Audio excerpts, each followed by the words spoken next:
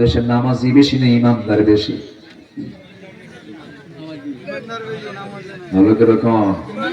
প্রশ্ন কিন্তু খুব ক্রিটিক্যাল, চিন্তা করে বলবেন নামাজি বেশি না ইমানদার বেশি?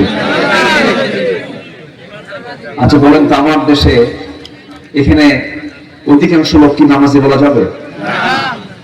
আমার কিন্তু চেহারা দেখলে টের পাই নামাজের চিহ্ন, নামাজের চেহারার সুরতে আলাদা।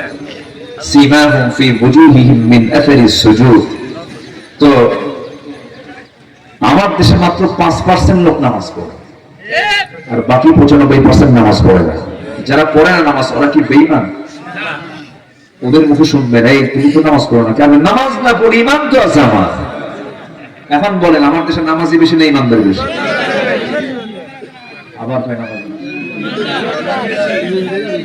তফসিল করার পরে বলতেছে, বলেন নামাজি, বলেন বলেন কি বেশি কি বেশি?